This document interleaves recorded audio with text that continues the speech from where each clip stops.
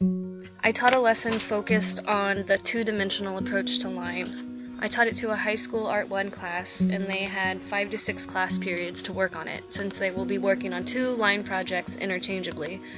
Each class period is an hour and a half. I introduced the lesson by asking students to write down 3 questions in their sketchbooks. I informed them that we were going to watch 2 videos and that they would record their answers as they heard them. I did this to ensure that they were paying attention, which proved to be pretty effective. The first video I showed them was about a contemporary performance artist, Tony Orico. He was performing his pinwalled drawings in front of a live audience. I told the students that he was essentially using his body as a human spirograph. I had to explain to them what a spirograph was because surprisingly none of them knew. They thought it was very interesting that the 8 circles were his representations of the different science medallions on the ceiling of the Great Hall, which is located at the National Academy of Sciences. We also talked about Da Vinci's Vitruvian Man and how Orico brought a piece of history to life. I used this as an opportunity to explain to them that art could be very interdisciplinary and mean so much more than meets the eye. The second video was about the latest technology in 3D printing pins.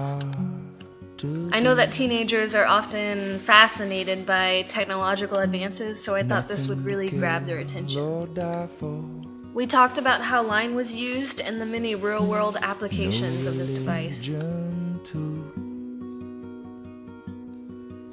I then asked them to divide a sketchbook page into 6 sections, and I told them that I would verbally explain the types of lines I wanted them to draw on each one, as well as drawing it as I explained. Each type of line was done in the style of a famous artist, including Keith Haring, Leonardo da Vinci, Pablo Picasso, Vasily Kandinsky, Piet Mondrian, and Vincent van Gogh. When all 6 sections were complete, I showed them pieces from each artist, and they had to match their line drawing with the artist it was imitating. I was pleased with the way they turned out and with the art history they took away from it. I wonder if you can. We set up 4 still lives in the room and explained that they would be drawing what they saw using only contour lines.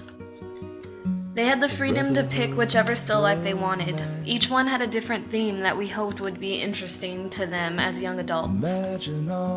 They were given 18 by 12 inch white paper for them to do their line drawing on.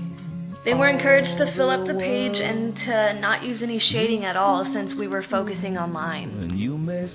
I even had my husband do one to show them that even someone with no interest in art whatsoever is capable of making recognizable still lifes.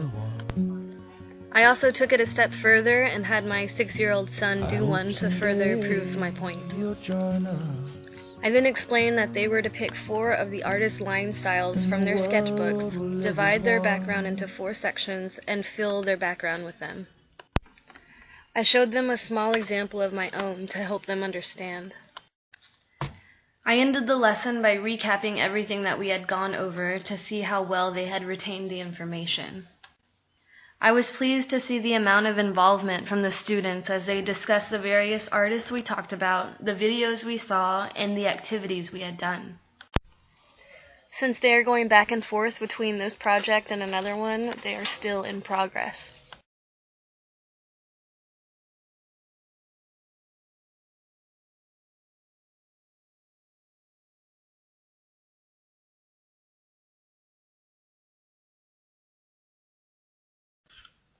This student actually did get to finish their project.